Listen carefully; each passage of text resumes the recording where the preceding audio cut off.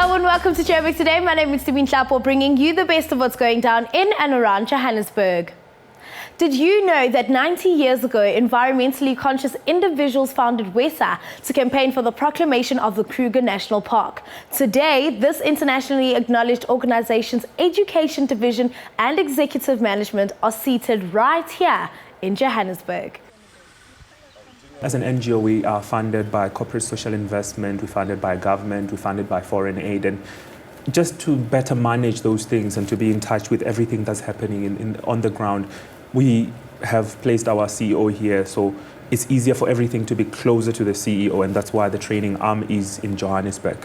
Mm-hmm. And a lot of the training does happen in Johannesburg, in Walter Sisulu, in some of the universities around. How different is the organization from the many other South African environment organizations that we see? WESA is different in that it believes in human capacity development strongly. We believe in bringing people, public participation in caring for the earth. So people cause the problem, people need to work together to solve those problems. And through training and awareness and projects, we help people to care for the earth and try to reverse the conundrum of environmental problems that we're facing today. Mm-hmm. Well, in this case, Johannesburg has a huge footprint. Yes. And it's constantly growing. What does an organization such as WESA plan to do in order to mitigate and manage this environmental change? In order to encourage a person to make a change, they need to be educated, and that's why education is the most important thing. And a lot of the work that we do has an education and training component in it, and it feeds back to that question about training. So every project that we've got has a component of training, and WESA believes that we need to inform people. People need to know that when I make a fire and I leave it burning and I'm not doing anything with it, I'm emitting carbon dioxide into the atmosphere, and that carbon dioxide is meeting up with someone else's carbon dioxide in the world, and it's going to have an impact on the temperature change. So people need to know about such things, and people need to know that every decision that we make has a consequence. WESA works in conscientizing people that every decision has an environmental footprint. And in knowing that environmental footprint, people now can consciously make a decision to cut down, to cut back, to start recycling, to start sorting and things like that. And that is the modus operandi of WESA, changing the mindset. How do you think, or should residents of Johannesburg as well as authorities mitigate and think about the management of the environment in future? So the management of the environment is not something left to the environmental manager. I studied environmental management, but I believe all of us are supposed to be environmental managers where we're staying. And we need to get ourselves informed. We need to read up about the environment. What are the problems? Climate change is not a problem that we should leave to the politicians or the decision makers, but it's a problem that's going to affect all of us. The question is, what are we going to leave for tomorrow? What are we going to leave for the next generation? The environment is something that we inherited. It does not belong to us. So we need to be good custodians and leave something for the coming generation. And with that mindset, we need to then be conscious about the decisions that we make every day. And bit by bit, if all the environmental managers, all the 5-point-something million South Africans made that change, the impact would come down. The environmental footprint that we have as a country would shrink tremendously. And I think that is what every Joburg, every Gauteng needs to think about and come to the party and do their bit.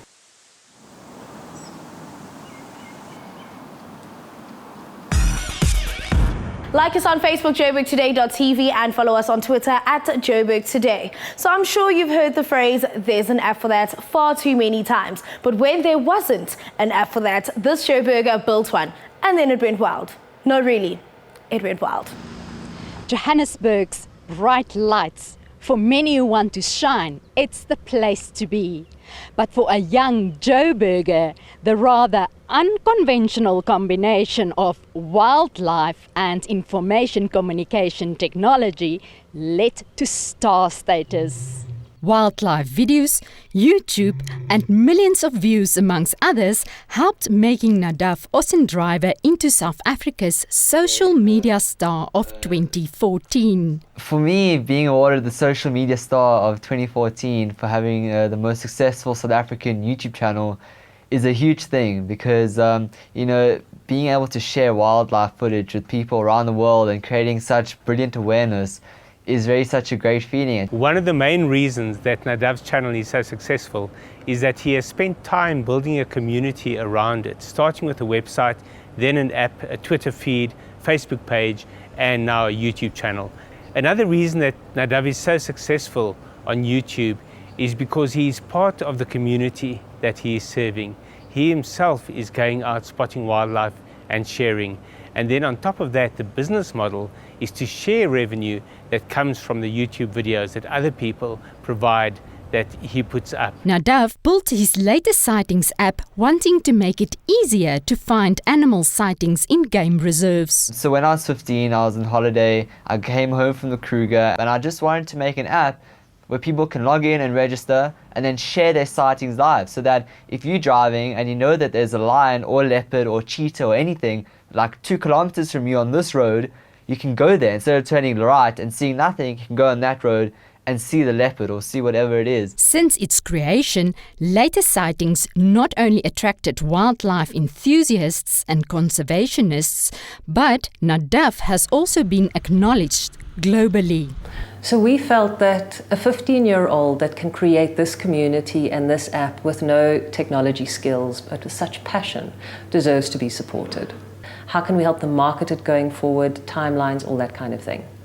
I think it's just incredible, and we are totally proud of what he's achieved. I mean, not only in terms of creating a community of over 180,000 people, but also saving wildlife and helping with the fight against poaching of rhinos and research. You know, he has created something that's pretty unique in the world of conservation. And what's been some of the coolest footage shared so far? The one where there's a baby buffalo calf in the middle of the road that is calling and calling, you know, calling for its mother or something like that, and you think it's just stranded, and then you see behind it a lion suddenly comes into the road.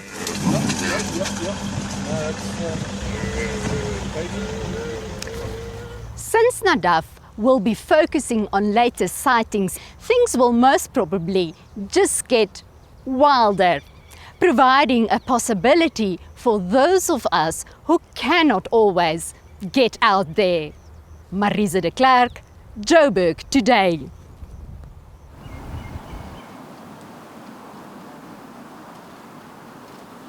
Hi, I'm Danny Glover, and you're watching Joburg Today. That's all for today. For more on the city, do check out our playlist. From myself, Dubin Chapo, and the team here at Joburg Today, it's goodbye.